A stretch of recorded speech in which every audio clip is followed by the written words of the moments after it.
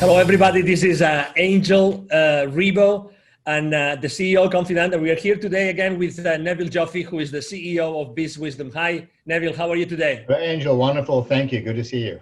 Good to see you. So basically, we're here today because, as a few of you know already, because he has been talking to a lot of people in the business world for the last few months, is that Neville Joffe, is about to publish his latest book called The Baker's Dozen Rules of Highly Successful Business Operators.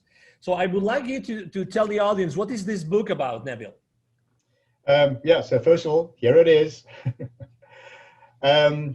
Well, this book is really about financial accountability in organizations, Angel, which will be very evident from the titles of each of the chapters, like do as you say you're going to do, manage your expectations, don't evaluate numbers in isolation.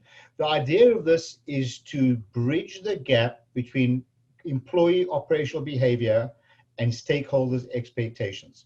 That's the objective of this book, because often there's a big gap between what is expected by shareholders or stakeholders and what people actually do.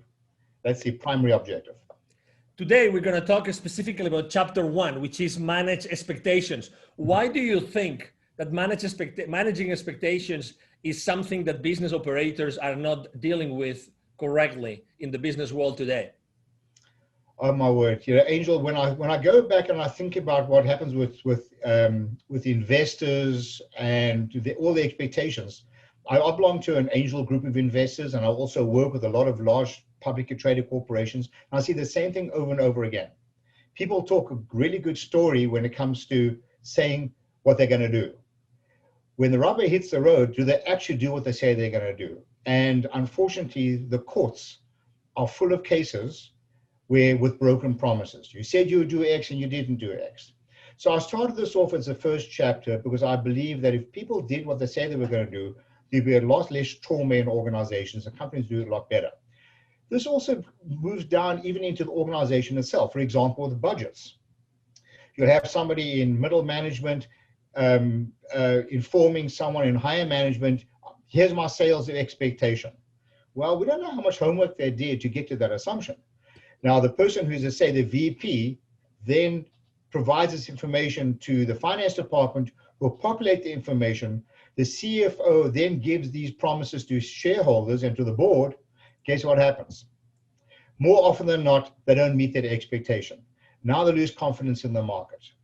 So just imagine if everyone in the organization understood the financial implications of operational behavior, they learned to understand the resources needed to keep their commitment, and understood with a full 360-degree view of all the touch points and the constraints that could impact their ability to actually deliver what they say they're going to do. Just imagine what the organization would look like and how shareholders would feel. Furthermore, imagine how a CEO would feel if he or she were to walk into a boardroom knowing that they're going to tell the board, talk about their financial results, and it'll be equal to or better than what they promised. Just imagine how they would feel. Herein lies the issue. They're not the ones delivering the goods. The people delivering the goods are in the fields. Because as I talk about in my book, the employees are the custodians of the company's profits. This doesn't happen in the C-suite. It doesn't happen by managers. It happens in the field. And everybody should be able to manage their expectations by linking what they do ultimately to what shareholders actually expect. That's why I started off with this chapter. What triggered you to write this book? Because it's not your first book. You have probably like 12, 13 more books before this one. What made you write this book, Neville? Angel, as an entrepreneur, I've been down this road of managing expectations with my employees, with our unions, with my shareholders in companies that I started later on, where I took on outside investors. And talk is cheap. And I've been through the pains of trying to manage the expectations of my own board and my investors. I've seen these pains, like I said early on, through my own training initiatives with international corporations. I've seen this over and over again, not inside my own companies, but from outside as well. So I felt I was compelled to write this because I see it's so blatantly obvious from the outside looking in, and myself having experienced the pain of having to, and the embarrassment of going to a board or going to my staff and saying, you know what, we didn't do what we said we were going to do. But I've also seen the opposite end when I sort of got this right, if you will, where we started managing the expectations, and it feels so good. It feels so good when we actually deliver what we say we're going to do. So that is the compelling reason why I wrote the book, and through my own personal pain, if you will, and having felt good when I really eventually sort of got this right. You never get it 100% right, but certainly can mitigate a lot of the risks that are taken when making commitments to stakeholders. After having read your book, I have to say that it's really, really an easy read, and it's fun to read. Actually, for the people that are watching this interview right now, it's fun. There are cartoons, there are stories, and there are questions. There are questions. At the end of each chapter, Neville actually raises some questions, asks some questions. What are those questions? What's the main goal of having those questions, and where do those questions come from, Neville?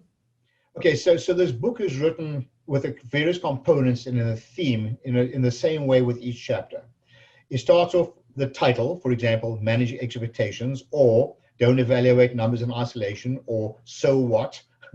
So each chapter within itself, the title itself actually speaks to the chapter. In the chapter, there's a very short parable, metaphor that I use to provide context. At the end of each chapter, I'm not sure if you're going to see this, at the end of each chapter, yep, there's a bunch of questions. Yep. The true value of this book resides in the questions. For example, in this one here, in Managing Expectations, do you communicate your financial objectives clearly to your managers or C-level executives? I'll give you another one. Do you clearly communicate your expectations quantitatively with your vendors and with your customers? So in the first chapter, there are 9 questions. And if one really asks these questions to one's employees, and I'm not talking about, talk is cheap, Angel. People give all kinds of real cheap answers here, but I'm talking about real deep questions and deep answers, honest answers. It's amazing how, when you address these gaps, how so many good things happen in an organization. So what I would love from my listeners here, because this is my first edition of the book, and we've had a fantastic response to this, overwhelming response. What I would love to do in anticipation of our second edition, so anyone who's listening to this, we'll be happy to send you a soft copy of these questions. And if you can think of any other questions that will be prudent or relevant in your organization, we would love to have you share them with us. Thank you. Exactly. I mean, to this point, you have to know, when I was doing the research on this book, that there has been hundreds and hundreds of people willing to contribute. And we're talking about C-level executives of large corporations, worldwide large corporations, wanting to contribute to this book. And we are really, I think that right now, you are almost about to hit the 200 number, the 200 figure of people that have actually contributed to the book. So that's quite a success, Neville. Yeah, it blew me away. How many people actually were willing to do that? And we have a whole lineup of more people who want to contribute to the second edition who have already read the book. Yes, I'm humbled, and I'm thrilled. I really am, that the value that it's bringing to people. It's just for the people that would like to know more about you and what you do, what's the best way to connect with you, Neville? Oh, just email me. I love a good debate. Neville, Neville,